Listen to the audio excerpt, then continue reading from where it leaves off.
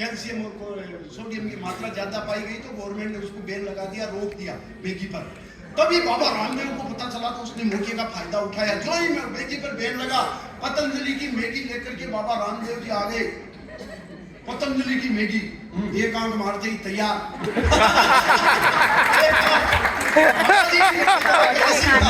बात है, वो तो बढ़िया है। एक आंख खराब है। प्लेट में मेरी मैगी लो, जोर से सांस खींचे। हालांकि वो भी मैगी जो बड़ी थी वो लेबोरेटरी में फेल हो गई, जांच की तो उसमें भी कीड़े पाए गए। लेकिन गर्व की बात है कि बाबा रामदेव जी की पतंजलि की जो मैगी आई उसमें जो कीड़े पाए गए वो अनुलोम विलोम करते हुए स्टैंडर्ड तो मेंटेन रहेगा। तब मैंने एक मस्ती की कविता लिखी कि हिंदुस्तान में इतना बढ़िया खाना बनता है, हमारी माताएं बहनें विश्व का सबसे बढ़िया खाना बनाती है। उस देश को ये जो फॉरेन फूड्स है, जंक फूड है, चाइनीज का पास्ता, मैकरोनी, टेक्रोनी, ये हमारे बच्चों को क्यों खाना चाहिए, किस तरह मोटापा बच्चों में बढ़ रहा है। एक मस्ती की कविता लिखी। मैंने कहा देखो हिंदुस्तान में इतने, अच्छा हमारे बाप दादाओं ने किया क्या था, न तो तोप का आविष्कार हिंदुस्तान ने किया, न मिसाइल का, न टीवी का, न मोबाइल, न एसी, न फ्रिज, न कार का। हमेशा खाने में तो ध्यान रहा सरकार। भाई तो ध्यान भाई हो सकता है अमेरिका ने इलेक्ट्रिकल इलेक्ट्रॉनिक्स में आविष्कार कर लिया हो, जर्मनी जापान ने ऑटोमोबाइल्स में कर लिया हो, चाइना आईटी के फील्ड में आगे बढ़ गए हो, हमारे बाप दादों ने तो खाने में ही ध्यान रखा। और खाने के आविष्कार में बताता हूँ हिंदुस्तान में, अच्छा आपने तो यहाँ चपरासी से लेकर अफसर, आम आदमी से लेकर ईश्वर सबको खाने का रोग, किसी को छुटपुट और किसी को 56 भोग। वो अपने तो हनुमान जी सूरज को खा गए ब्रेकफास्ट के चक्कर में। अपन भाई भक्त जिनके अपने देवता हनुमान जी सूरज को खा गए ब्रेकफास्ट के चक्कर में। कानूड़ा सुदामा के चावल खा गया 3 लोग की टक्कर में। क्या बात है। गणेश जी सदा मोदक रखते हैं हाथ में और हम मंदिर भी जाते हैं तो प्रसाद रखते हैं साथ में। जिस देश में खाने की इतनी बढ़िया व्यवस्था उसको विदेशी फास्ट फूड क्यों खाने चाहिए। इतना ही नहीं, हमारे तो जब कोई मर जाता है तो अपन 15 दिन के लिए अपने पितरों के लिए खाने की व्यवस्था करते हैं, टिफिन पुगवाते हैं। और जो आदमी की डेथ हो जाए, मरते हैं तो अर्थी में एक इतना बड़ा पिंड रखते हैं। अपन जानते हैं यहाँ की डिस्टेंस बहुत दूरी है, बीच में डंका ढाबा मिले अपने दादाजी को पता नहीं मिलेगा। तो जिस देश में चींटी से लेकर हाथी तक, से लेकर मगरमच्छ तक, मकर तक सबके खाने की व्यवस्था, उस देश को विदेशी लोग आके कहते तुम्हें न्यूट्रिशन नहीं मिलता, तुम कुपोषण के शिकार हो। तब मैंने आप सबकी तरफ से गर्व वाली कविता लिखी, हिंदुस्तान के आविष्कार गिनाए। मुझे याद है जलेबी जैसी कॉम्प्लिकेटेड मिठाई, इंडिया के आविष्कार गिनना, जलेबी जैसी कॉम्प्लिकेटेड मिठाई हम इंडिया के लोगों ने बनाई। क्या बात है। वो एक अंग्रेज आया, उसने जलेबी देखी, उसको खाया तो उसको आश्चर्य हुआ। बोले यार इसमें नहीं इनपुट सिस्टम ना आउटपुट सिस्टम, इसके अंदर चाशनी घुसी तो घुसी कैसे। रिसर्च वो बढ़िया पैकिंग करा करके को ले गया अमेरिका, वहां जा करके साइंटिस्ट को दिखाई। जिन 4 साइंटिस्ट को दिखाई उन्होंने जो जलेबी लाया था उसको पकड़ के कूटा। बोले तू इंडिया घूमने गया था प्रॉब्लम लाने। अरे बोला क्या हुआ। बोले 2 साल पहले अपना माइकल इंडिया घूमने गया था, एक समोसा लाया था, अपने को आज तक पता नहीं चला उसके अंदर आलू घुसा कैसे। प्रॉब्लम नहीं आया।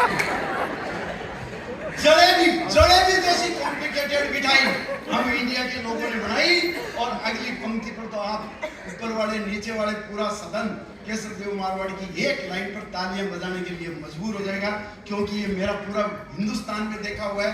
आपको भी महसूस होगा जलेबी जैसी कॉम्प्लिकेटेड मिठाई हम इंडिया के लोगों ने बनाई। जलेबी जैसी कॉम्प्लिकेटेड मिठाई हम इंडिया के लोगों ने बनाई। अरे पीढ़ी की वायरिंग तो आज तक ना सके।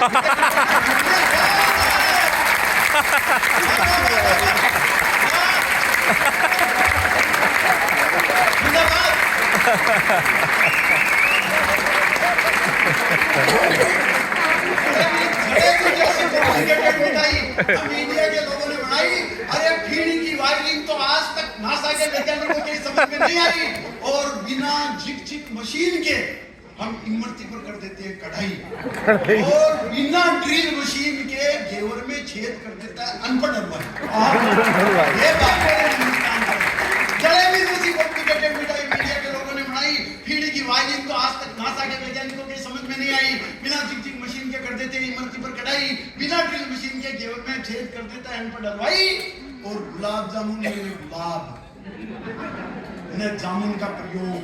अरे अपन तो पिस्ता के बीज पर उगा देते हैं राजभोग।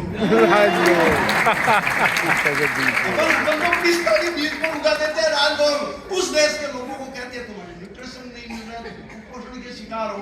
मेरे को एक बात बताओ, आप फॉरेंस की जितनी रिपोर्ट आती है उनको सत्य मान सकते हो, लेकिन इस मामले में कह सकते हो, मारवाड़ी का दावा है, हिंदुस्तान से बढ़िया न्यूट्रिशन हमारी माताएं बहनें जो खाना बनाती है वो हो नहीं सकता।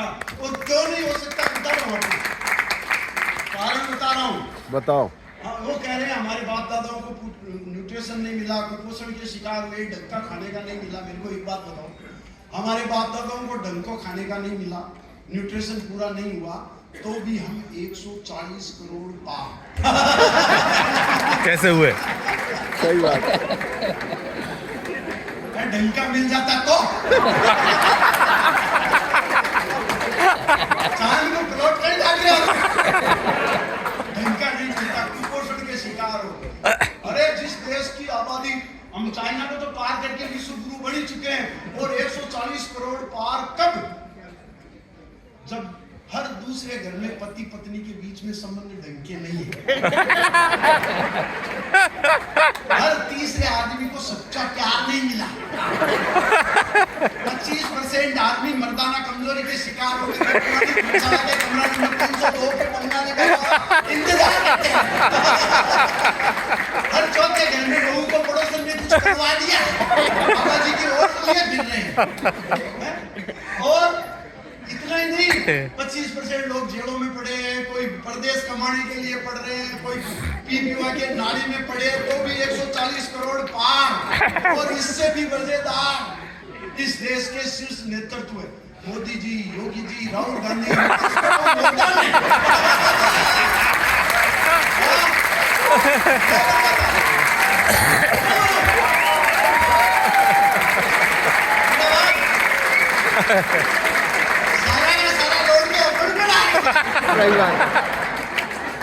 और वो कह रहे तुम कुपोषण नहीं मिलता, नहीं, सच बताऊं, वो बता रहे हैं ये रिपोर्ट जिनके 10 घर में एक बच्चा, और किसको बता रहे हैं? जिसके एक घर में 10। हम 10 भाई बहन है, सच कह रहा हूँ, 10 भाई बहन है, पर मोहल्ले में सबसे गरीब ऐसे मत समझना पैसों के हिसाब से, 10 भाई बहन, मोहल्ले में सबसे गरीब इसलिए कि इधर वाले के 13, इधर वाले के 15, दोनों मिलकर के मेरे बापूजी को हे दृष्टि से देखते हैं, ढंग से काम नहीं करते।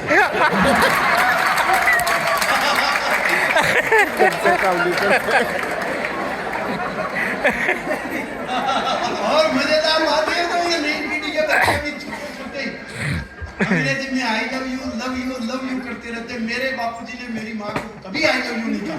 अच्छा, उसके बाद 10 है। सही बात। अंग्रेजी आती तो एक दो नहीं मिलता, खाने का नहीं मिलता। 4 पंक्तियां हमारी माता बहनों की ओर से काव्य कुंभ में आपको समर्पित करता हूँ कि हमारी माताएं बहनें जो खाना बनाती है वो